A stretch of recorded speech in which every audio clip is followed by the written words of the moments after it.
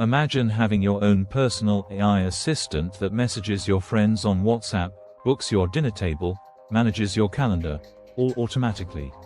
That's what OpenClaw promised when it launched last year. Developers built thousands of these smart agents running 15 different apps at once. Everyone got excited about AI doing real work. Then disaster struck in February 2026. Security experts discovered OpenClaw's big problem: all its tools shared the same brain space. Hackers found if they tricked one small part, like your WhatsApp messages, they could suddenly read your emails, Slack chats, everything.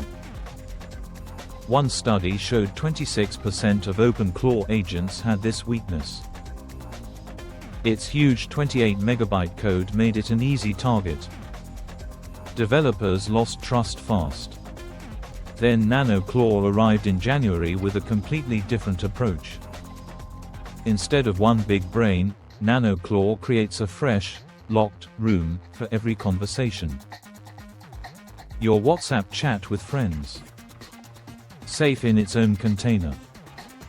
Your work email thread, locked in another. Each room auto-deletes after 5 minutes. Uses simple WhatsApp tech plus smart Claude AI. No shared spaces means hackers can't jump between conversations.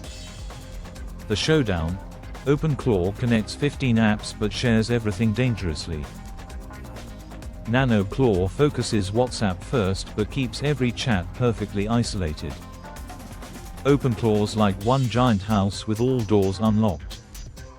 NanoClaw builds separate locked apartments. For regular AI fans who want safety first, NanoClaw wins. OpenClaw works if you're technical and add your own security.